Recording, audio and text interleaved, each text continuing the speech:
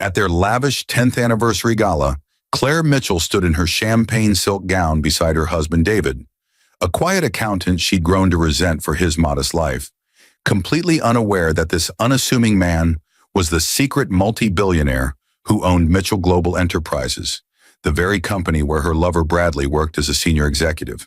She'd spent months planning this moment, her heart racing as she prepared to announce her divorce in front of 200 guests and reveal she was leaving David to marry Bradley, his devoted best friend since college, the man who truly understood her need for luxury and status.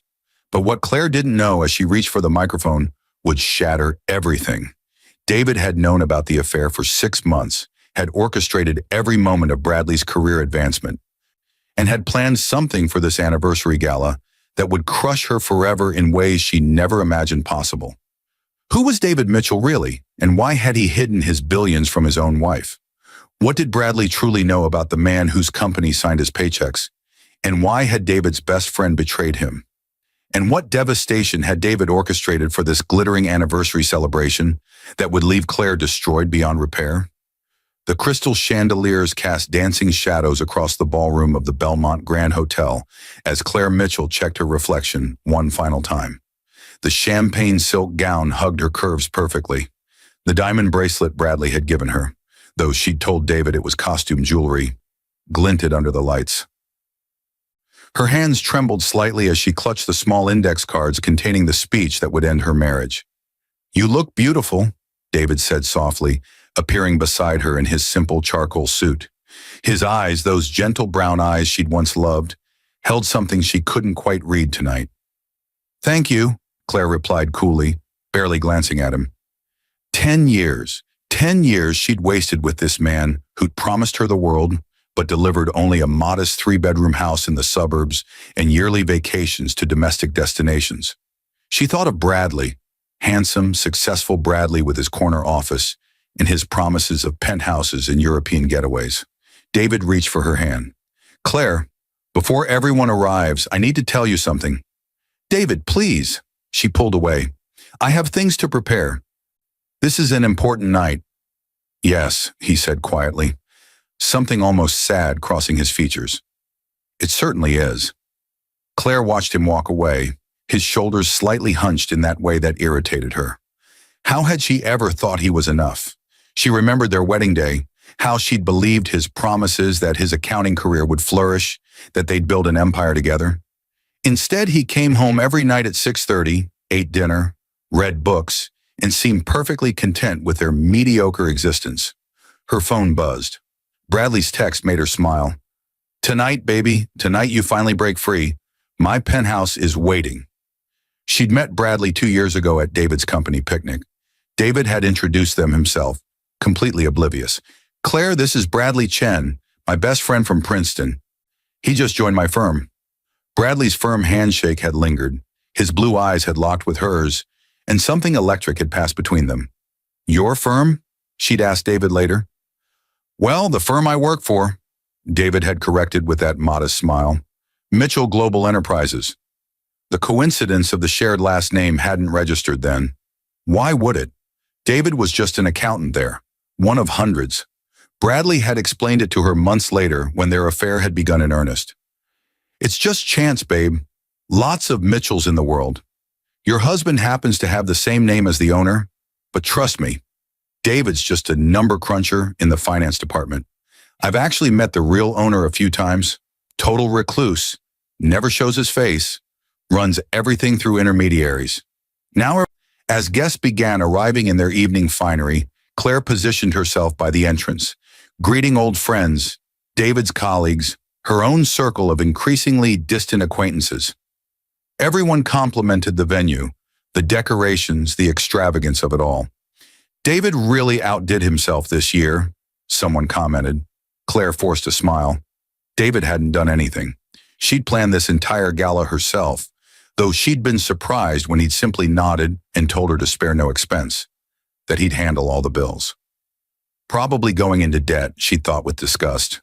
One final hurrah before she destroyed him. Bradley arrived fashionably late, devastatingly handsome in his custom Tom Ford tuxedo. He greeted David warmly, clapping him on the shoulder with practiced ease. 10 years, my friend. Congratulations. David smiled that infuriatingly calm smile. Thank you, Bradley.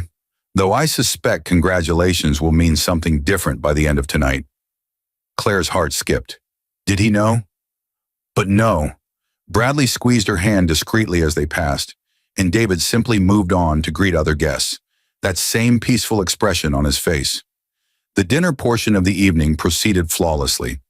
Claire barely tasted the filet mignon, her mind racing through her speech. She'd practiced it 100 times, dignified but firm. She would expose David's inadequacies, his failures to provide the life she deserved, and announce her intention to divorce him.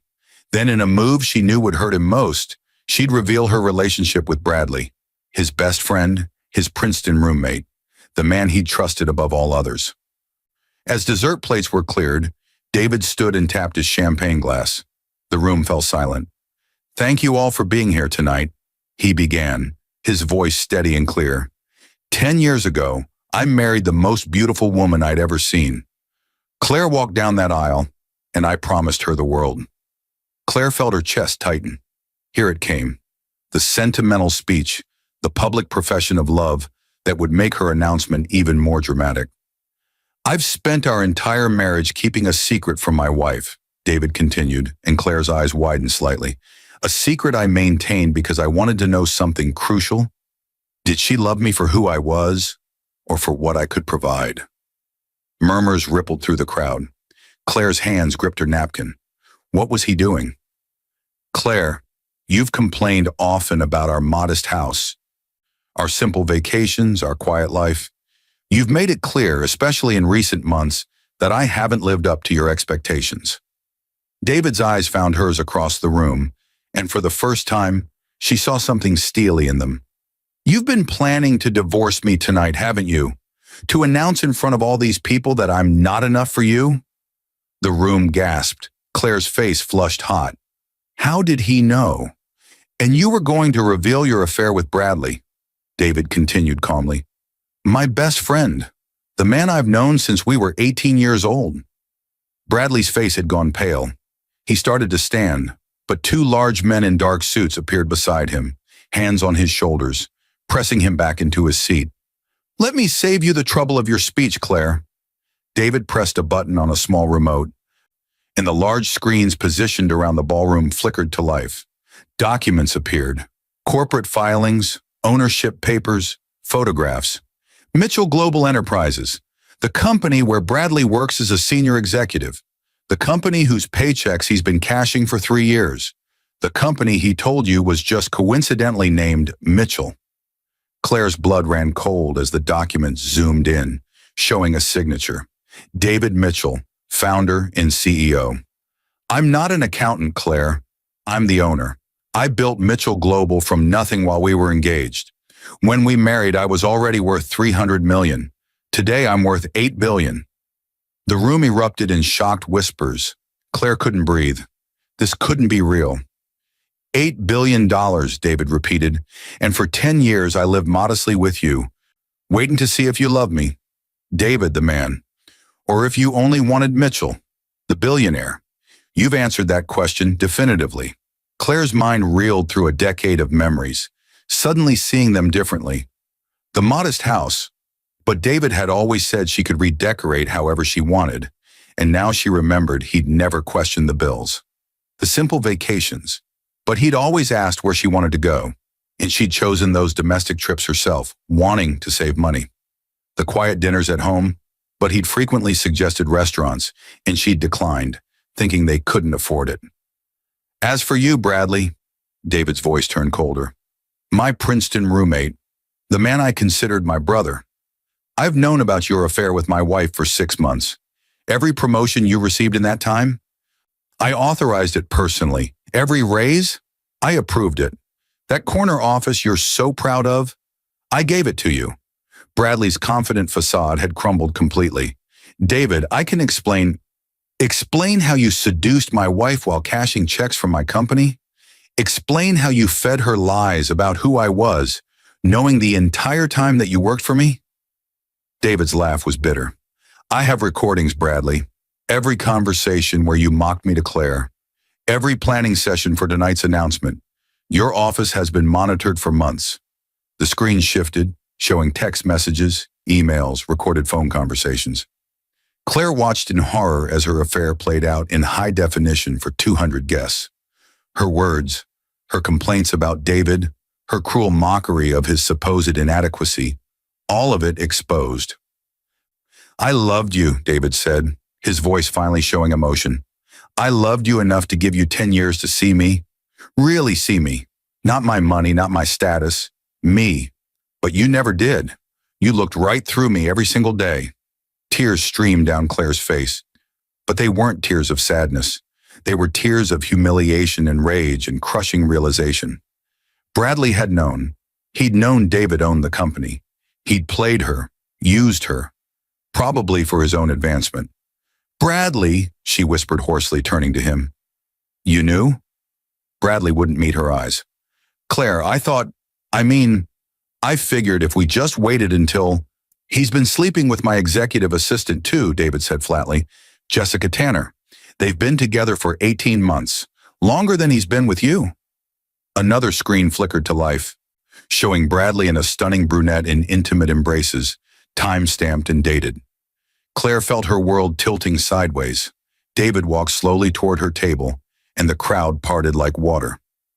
I'm divorcing you, Claire. My attorneys will contact you tomorrow. You'll receive the standard settlement. Nothing more, nothing less. The prenuptial agreement you signed holds up perfectly, especially given your adultery. You'll leave with exactly what you brought into this marriage. David, please! Claire's voice broke. As for you, Bradley, David turned to his former friend, you're fired, effective immediately. Security will escort you from the premises. I've also contacted every major firm in your industry. Your career is over. You'll never work in corporate finance again. The two men in suits lifted Bradley from his chair. He struggled weakly. You can't do this. I'll sue. You'll do nothing, David said coldly. I have proof of corporate espionage, misappropriation of company resources, and fraud. If you'd like, we can settle this in court, where I have unlimited resources and you have none. Or you can disappear quietly and I won't press charges. Bradley's face collapsed. He was led away without another word. The ballroom had fallen into complete silence. 200 people watched as David returned to the small stage. I apologize to all of you for the disruption of what should have been a celebration, he said with quiet dignity. Please enjoy the rest of the evening. The bar remains open, and I've arranged for the band to play. I hope you'll forgive this unfortunate necessity. He walked off the stage and out of the ballroom, leaving Claire sitting alone at the head table, her champagne silk gown suddenly feeling like a costume, her borrowed diamond bracelet burning against her skin. The morning after the anniversary gala, Claire woke in the guest bedroom of the suburban house she'd always despised. David had left before dawn. She'd heard his footsteps, quiet and measured as always, at 5:30. The house felt different now, each modest room revealing secrets she'd been too blind to see. She walked through the home with new eyes, the kitchen with its simple granite counters, but the appliances were all Sub-Zero and Wolf, brands she'd barely registered. The living room with its comfortable furniture, but now she noticed the paintings on the walls were original works by artists whose names she vaguely recognized from gallery openings she'd refused to attend with David. The backyard with its plain wooden deck, but it overlooked 3 acres of carefully maintained gardens that must cost a fortune to keep. How did I miss all of this? She whispered to the empty rooms. Her phone had been ringing since 6 a.m. Her mother, her sister, her friends, all of them had seen the videos that had somehow leaked from the gala. Of course they'd leaked. David had probably ensured they would. The humiliation was now public, permanent, viral. A knock at the door made her jump. She opened it to find a woman in a crisp business suit holding a leather portfolio. Mrs. Mitchell? I'm Jennifer Walsh from Davidson and Associates. I'm representing your husband in divorce proceedings. Claire had expected this, but the reality still felt like a physical blow. Come in. They sat at the kitchen table, the same table where she'd eaten 1,000 unremarkable dinners, never knowing she was married to a billionaire. Jennifer opened her portfolio with practiced efficiency. The prenuptial agreement is quite clear, Jennifer began. Given the documented evidence of adultery, you're entitled to a settlement of $500,000 and no spousal support. $500,000? Claire's voice rose. He's worth $8 billion. The prenup was signed willingly by both parties. It includes a morality clause that specifically addresses adultery. You're fortunate, Mr. Boy. Mitchell isn't contesting the settlement entirely. Jennifer's tone was professional but cold. He's also agreed to let you keep your personal vehicle and any gifts he gave you during the marriage. Claire thought of the modest jewelry, the occasional handbag, the car, a nice Lexus, but nothing extravagant, nothing that hinted at the wealth David possessed. I want to speak to him, Claire demanded. Mr. Mitchell has made it clear he has nothing further to discuss. He's moving forward with an expedited divorce. Given the circumstances, we expect the proceedings to be finalized within 60 days. After Jennifer left, Claire sat alone in the silent house. She pulled out her phone and searched for David Mitchell, CEO of Mitchell Global Enterprises. Hundreds of articles appeared, most from business publications she'd never read. She clicked through them, piecing together a picture of the man she'd been married to for a decade. David had founded Mitchell Global at 26, just months before they'd met. A brilliant financial mind, the article said. A reclusive genius who shunned publicity and ran his empire from the shadows. Worth billions but lived modestly, eschewing the trappings of wealth. Known for his philanthropy, though he insisted on anonymity. Respected by peers, feared by competitors. She found their wedding announcement in the New York Times, a small notice she barely remembered. But now she saw it was in the society pages, not the regular announcements. Someone had known who David was, even if she hadn't. Her phone buzzed, a text from Bradley. We need to talk. This is your fault too. Claire stared at the message. Anger finally breaking through her shock. She'd been played by both men in different ways. David had tested her and she'd failed. Bradley had used her and discarded her the moment things went wrong. She typed back, "Lose my number." Then she blocked him. Over the following days, Claire learned more about her husband from strangers than she'd learned in 10 years of marriage. News coverage of the gala scandal had exploded. Financial reporters analyzed David's business empire. Social media dissected every detail of the exposed affair. But through it all, David himself remained invisible, just as he'd always been, hiding in plain sight behind the persona of a simple accountant. 1 week after the gala, Claire received a delivery, a thick manila envelope with no return address. Inside, she found photographs, hundreds of them. They showed David at charity events she'd never known about, cutting ribbons at hospital wings he'd funded, shaking hands with senators and celebrities. Each photo was dated, spanning their entire marriage. On the back of each one, in David's neat handwriting, was the same note. I asked you to come with me. You always said no. Claire's hands shook as she flipped through them. She remembered those evenings now. David would come home and mention some event, some dinner, some gathering, and she'd always dismiss them. Just work functions, she'd assumed. Boring accounting conferences? She'd sent him off alone, never curious about his life outside their home, while she'd stayed behind and texted Bradley. The final photograph in the stack was from their wedding day. David's face was radiant with joy, his eyes on her as she walked down the aisle. On the back he'd written, "The moment I decided to spend the rest of my life proving you could love me without my money, I was wrong." Claire wept then, but not for the lost luxury she'd never known she'd had. She wept for something far more devastating, the slow, crushing realization that she'd had everything she'd ever wanted, and she'd destroyed it with her own hands. 3 weeks after the gala, Claire stood in the lobby of Mitchell Global Enterprises for the first time. The gleaming tower stretched 60 stories above downtown, its architecture stunning and modern. She'd passed this building 100 times, never knowing her husband owned it. "I'm here to see David Mitchell," she told the receptionist, knowing it was futile. "Mr. Mitchell doesn't take unscheduled appointments." "Do you have—" The woman paused, recognition dawning. "Mrs. Mitchell?" "Not for much longer," Claire said quietly. "Please, I just need 5 minutes." The receptionist made a call, spoke in hushed tones, then shook her head.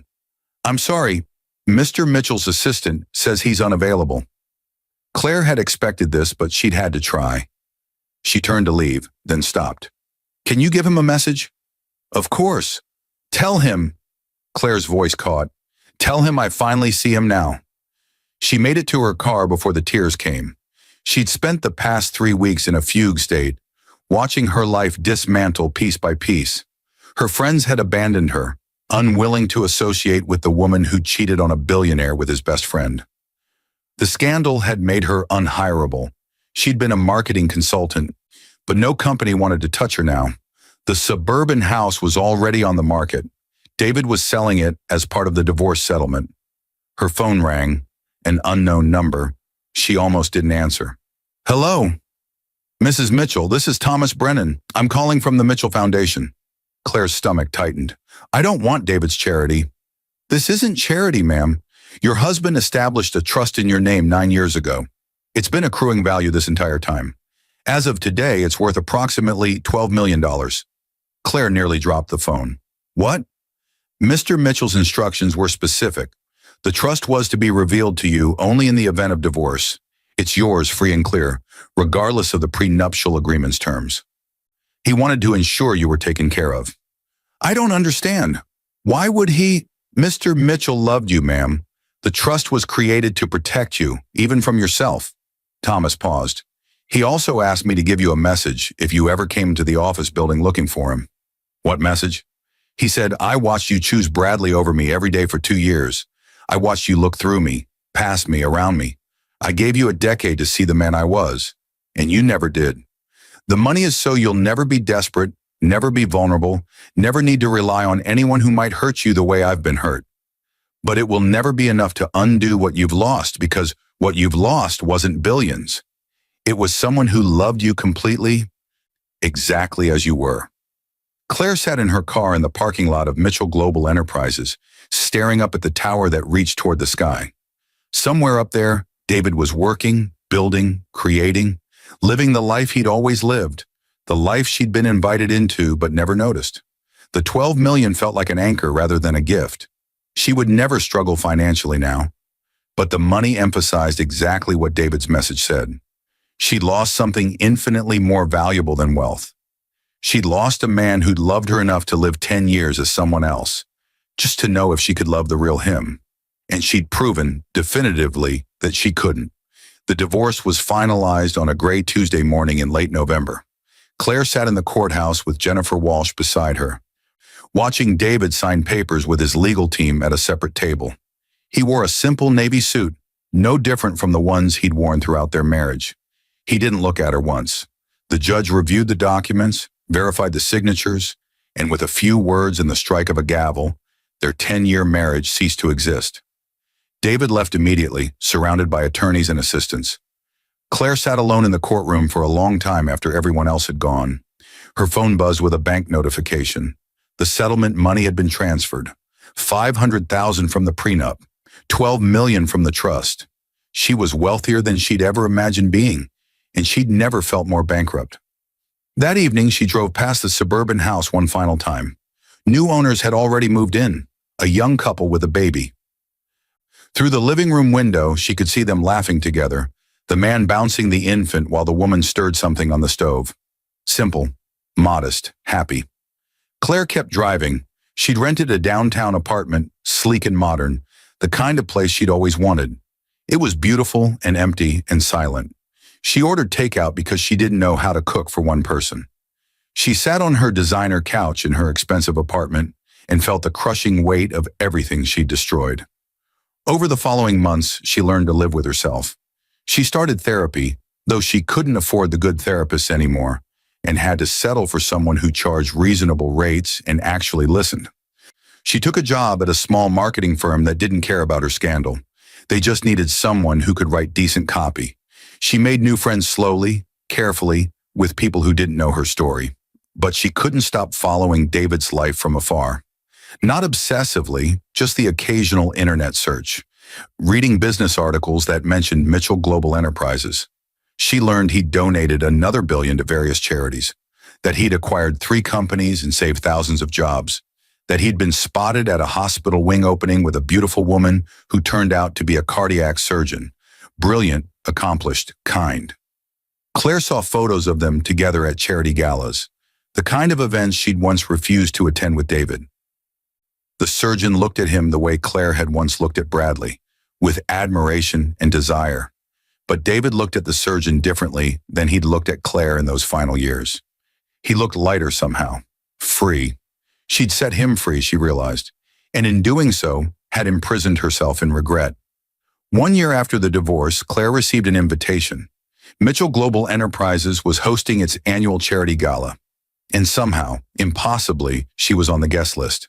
She stared at the heavy cardstock, running her fingers over the embossed lettering. Why would David invite her? What possible reason could he have? She almost didn't go, but curiosity, the same curiosity that had been absent throughout her marriage, drove her to pull out a simple black dress and make the drive to the Belmont Grand Hotel, the same venue where her life had imploded exactly 1 year ago. The ballroom was transformed into an elegant winter wonderland. Claire entered quietly, keeping to the periphery. She recognized some faces from last year's anniversary gala, saw the double takes and whispers as people noticed her. Then she saw David. He stood near the bar with the cardiac surgeon, Dr. Rebecca Santos, according to the program Claire clutched. Rebecca was laughing at something David had said, her hand resting naturally on his arm. David looked genuinely happy, his smile reaching his eyes in a way Claire hadn't seen in years. "You came." The voice beside her made Claire jump. Jennifer Walsh, David's attorney, stood there with a glass of wine. "He wasn't sure you would." "Why did he invite me?" Jennifer considered her for a moment. "David doesn't do anything without purpose. Come with me." She led Claire through the crowd to a quieter corridor. "I'm going to tell you something Mr. Mitchell probably wouldn't want you to know, but I think you need to hear it." Jennifer's professional demeanor softened slightly. "When he found out about your affair, he didn't rage or plot revenge immediately. He spent 3 days alone in his office, not eating, barely sleeping. I was worried about him." Claire felt her throat tighten. When he finally emerged, he said something I'll never forget. He said, "I wanted to give her every chance to choose me. I failed to make her happy, and I need to understand why before I can let her go." Jennifer paused. The gala, the revelation, the public exposure, none of it was about cruelty, Claire. It was about truth. He needed you to finally see him, even if it was too late. "I do see him now," Claire whispered. "But what difference does it make?" "That's not for me to say, but he wanted you here tonight for a reason. Wait here." Jennifer disappeared back into the ballroom. Claire stood alone in the corridor, listening to the music and laughter from the gala. Minutes passed. Then David appeared, walking toward her with that familiar measured stride. They stood facing each other, two people who'd shared a decade of life and knew each other not at all. "Thank you for coming," David said quietly. "Why did you invite me?" "Because I wanted you to see this." He gestured toward the ballroom. "Mitchell Global donated $3 billion to various charities this year. We've funded cancer research, built schools, provided clean water to developing nations. None of it will ever have my name on it, because I don't need recognition. I just want to make a difference." "David, I'm not telling you this to make you feel worse, Claire. I'm telling you because I want you to understand something." His eyes met hers and she saw no anger there, no bitterness, just a profound sadness. "You were right that I didn't give you the life you wanted. You dreamed of galas and penthouses and recognition. I could have given you all of that, but I chose not to because I wanted something impossible. I wanted you to love me without any of it." "That's not fair," Claire said, her voice breaking. "You should have told me. You should have trusted me. Would it have made a difference? If I'd told you on our wedding day that I was wealthy, would you have loved me or my money?" David shook his head. "I already knew the answer, Claire. I'd seen the way you looked at successful men, the way you talked about your friends' husbands who provided luxury. I wanted desperately to be wrong about you. I gave you 10 years to prove me wrong. And Bradley. Bradley was my test, though he didn't know it. I promoted him, paid him well, made sure he was visible and successful. I watched to see if you'd notice him, if you'd be drawn to what he represented. David's voice remained steady, but Claire heard the pain beneath it. You proved exactly what I'd feared from the beginning. Claire's tears fell freely now. I'm so sorry. I know you are. I believe your remorse is real. David reached into his jacket and pulled out an envelope. This is why I invited you here. Read it later. Not now. What is it? Closure. For both of us. He glanced back toward the ballroom where music swelled. I need to get back. Rebecca's probably wondering where I disappeared to. Are you happy with her? The question escaped before Claire could stop it. David's smile was sad but genuine. She knows exactly who I am. She's known from the first date. She loves me for my mind, my values, my goals. The money is irrelevant to her. She's a successful surgeon in her own right. We're building something real together. Everything I should have done. Yes, David didn't soften the truth. Everything you could have done if you'd ever really looked at me. He walked away, leaving Claire alone in the corridor with the envelope. She didn't open it there. She left the gala, drove home to her apartment, and sat on her couch with trembling hands. Inside the envelope was a single sheet of paper. David's handwriting covered it, neat, precise, measured as everything about him. Claire, I'm writing this letter to release both of us from the prison of what might have been. You've spent the past year in regret, and while I won't say you don't deserve that pain, I don't want to be the cause of your continued suffering. Our marriage was doomed from the beginning, not because of money or lies, but because we wanted fundamentally different things. You wanted a certain kind of life, visible, exciting, full of status and recognition. I wanted depth, authenticity, connection. Neither of these is wrong, but they were incompatible. I don't hate you, Claire. I pity you because you traded something real for something that was never real at all. Bradley used you. I loved you. The tragedy is that you couldn't tell the difference until it was too late. The money I've given you, the trust fund, the settlement, is not meant to ease your conscience or buy your forgiveness. It's meant to free you to become whoever you're meant to be without the burden of desperation driving your choices. Use it wisely. Build a life that makes you genuinely happy, not just one that looks impressive. As for me, I've learned my lesson. I'll never hide who I am again, not from anyone who matters. Rebecca knows everything about me, my wealth, my past, my scars from our marriage. She loves me anyway, not despite my flaws, but including them. It's what I should have demanded from you, what I should have insisted on from the beginning. This is my final communication with you. After tonight, we'll have no reason to interact. I hope you find peace, Claire. I hope you learn to see people for who they truly are, not what they can provide. And I hope someday, with someone else, you'll experience the kind of love I tried to give you, the kind that exists without conditions, without tests, without secrets. I forgive you for what you did, not because you deserve it, but because carrying that anger was destroying the man I'm trying to become. But forgiveness doesn't mean reconciliation. It means releasing you to your own life and myself to mine. Goodbye, Claire. I hope you build something beautiful. David Clare read the letter 3 times, each pass revealing new layers of meaning. David's forgiveness was somehow more devastating than his anger had been. He'd given her freedom, closure, and the truth. All the things she'd failed to give him during their marriage. She folded the letter carefully and placed it in a box with the few other mementos she'd kept from their marriage. Then she sat in her silent apartment and let herself feel the full weight of what she'd lost. Not the billions she'd never known about, but the man who'd loved her completely and received nothing in return. The crushing truth settled over her like a heavy blanket. David had won, but not through revenge or public humiliation. He'd won by becoming everything she'd once dreamed of finding in a partner. Successful, principled, generous, strong, and showing her that she'd had it all along, but had been too blind to see it. 5 years passed. Claire built a quiet life. Not the life she'd once dreamed of, but a genuine one. She ran a small marketing consultancy, worked with nonprofits, learned to find meaning in contribution rather than status. She dated occasionally but never seriously. The men she met seemed diminished somehow, and she knew why. They were being measured against a standard she'd only understood after it was gone. She followed David's life from a distance, watching him build his empire and his family. He and Rebecca married in a private ceremony. They had 2 children. Photos showed them at charity events, always together, always comfortable with each other, in a way that made Claire's heart ache with recognition. That could have been her life, should have been her life.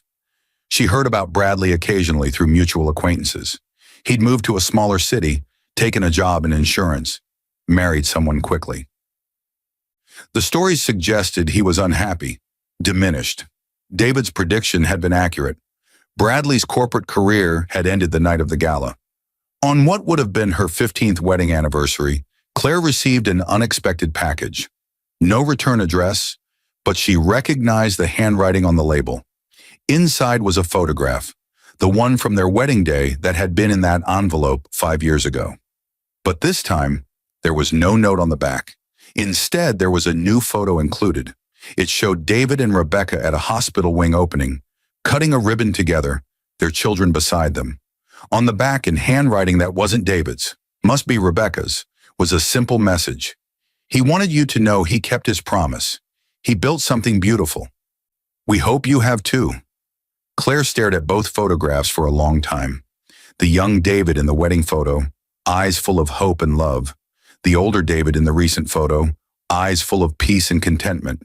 2 versions of the same man. One she'd destroyed, one she'd freed to become who he was meant to be. She placed the photos on her mantle, side by side, not as shrines to what she'd lost, but as reminders of what she'd learned. She'd spent 10 years married to a billionaire and never noticed. She'd had everything and recognized nothing. The crushing weight of that truth had reshaped her entirely. Some lessons come through joy and growth. Others come through devastation and regret. Claire's lesson had come through the second path, and its weight would never fully lift. She'd learned to see people truly, to value substance over surface, to recognize love when it was offered. But all of those lessons had come too late to save the one relationship that had mattered most. She'd wanted to marry a billionaire, and she had. But she'd been so busy looking for one that she'd failed to recognize him standing right beside her, patient and hopeful, waiting for her to finally see him. By the time her eyes had opened, he'd already walked away. That was what David had done that crushed her forever, not the public humiliation or the financial limitations or even the divorce. What crushed her was the gift of clear vision that came too late to matter. He'd forced her to see him, really see him, at the exact moment when seeing him could no longer change anything. And that truth, that she'd held everything in her hands and let it slip away through her own blindness, would follow her for the rest of her life, a weight she'd carry as penance for the love she'd been too blind to recognize until it was already gone. She'd wanted to marry a billionaire. She'd succeeded. And in succeeding, she lost everything that mattered.